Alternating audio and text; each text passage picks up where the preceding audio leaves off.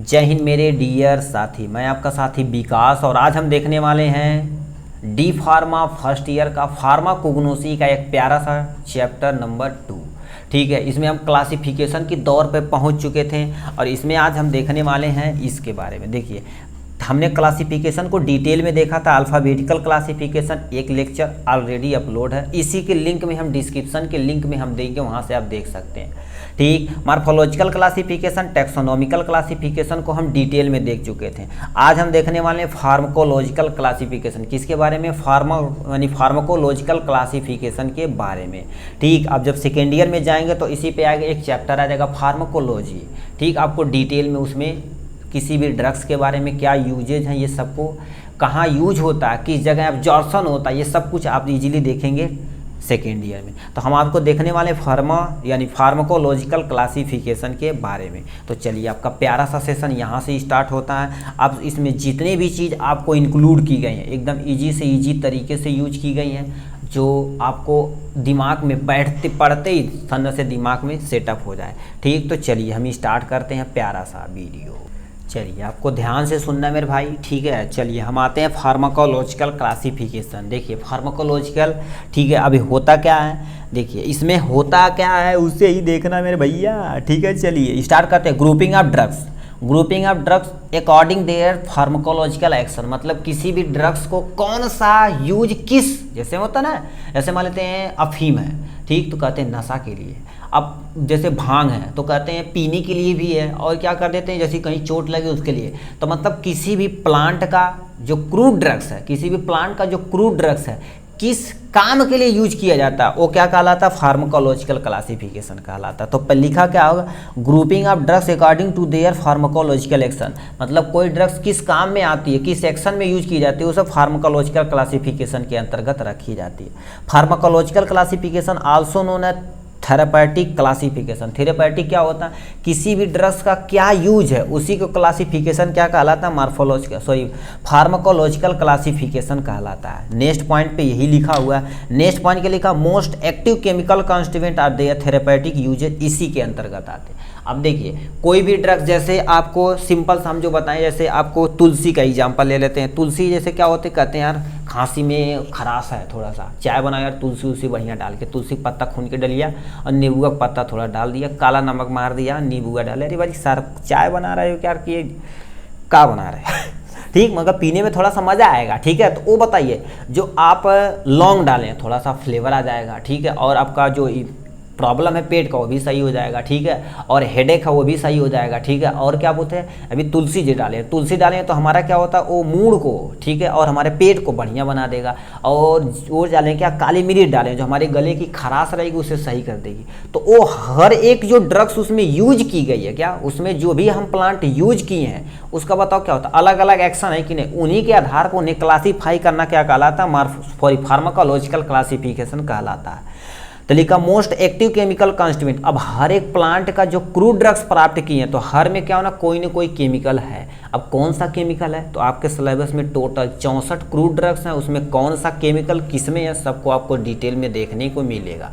ठीक है, most active chemical constituent और देयर यानी थेरेपेटिक एक यूज, इसी के अंतर्गत पढ़ेंगे। अब देखिए यहाँ पर दे रखा कोई भी ड्रग्स है, उसका ड्रग्स और क्या एक्शन है, तो एग्जांपल के तौर पर हम यहाँ से बता देना चाहते हैं। जैसे क्या होगा, विंका, विंका किसके लिए यूज किया जाता है? कैंसर के लिए। विंका तुम्हारा एक प्लांट होता है जो विंका रोजिया इसका क्लास नेम होता है। ठीक है, तो विंका जो होता है ये कैंसर, किसी पर्सन को मान लेते कैंसर हुआ तो उसे विंका का यूज करके पहले ज़माने में आयुर्वेदा में यही यूज किया जाता था विंका।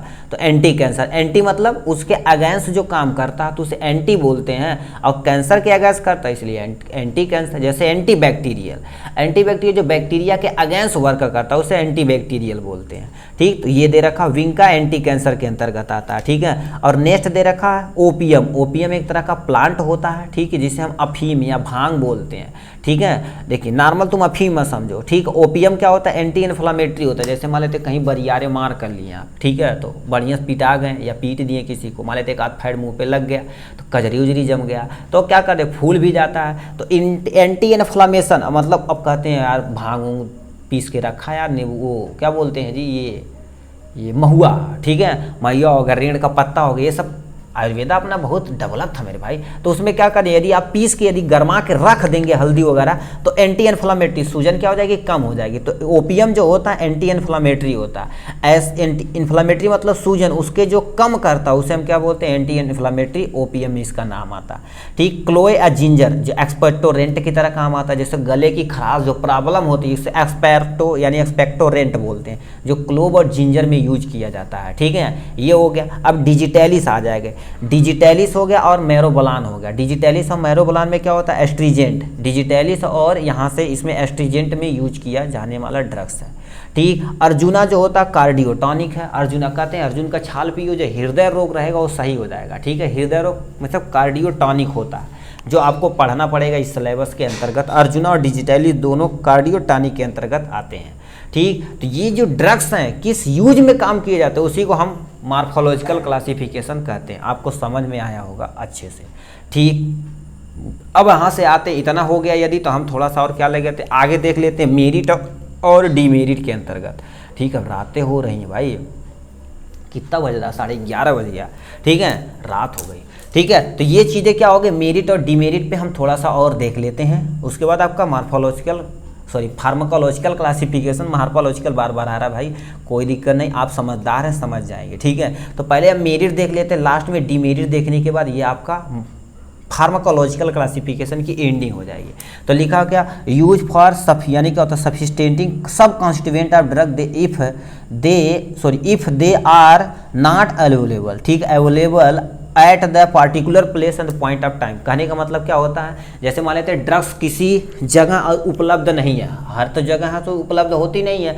ठीक, तो उसमें क्या कर देते हैं हम, जनरल चीज़ें यूज करते उस ड्रग्स का यूज करके। ठीक है, उस ड्रग्स का यूज करके पार्टिकुलर डिजीज का हम क्या कर सकते हैं, क्योर कर सकते हैं, बचा सकते हैं। ठीक, वो हमारा पहला मेरिट के अंतर्गत आता है। अब डीमेरिट के अंतर्गत क्या होता है, classification action on body into में group 10 of the created confusion. मान लेते हैं, देखो कहते हैं अच्छा एंटी इन्फ्लामेटरी, अब किसी चीज़ का कईयों यूज हो सकता है। जैसे क्लोव का भी देखो एक्सपोरेंट इसी पे आते हैं। जैसे अब देखो क्लोव बताएं, एक्सपोरेंट मतलब गले की प्रॉब्लम, क्लोव का तेल, लौंग का तेल जो होता है किसके लिए यूज किया जाता है, जैसे दांत कर रहा है।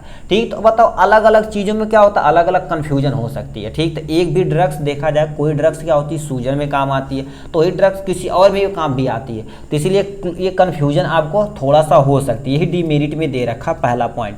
मतलब क्या होता है, बहुत सारे ऐसे ग्रुप होते हैं जो प्लांट का इस दर्द के लिए यूज किए जाते हैं। ठीक है, अब जैसे मान लेते हैं अभी क्लोव का बताएं, गले के प्रॉब्लम में यूज किया जाता है, पेट के प्रॉब्लम में यूज किया जाता है, और मान लेते हैं उसी का तेल यूज कर लिया जाए। क्या तेल यूज कर लिया जाए, दांत दर्द में आपको बहुत ही बेनिफिट मिलता है भाई।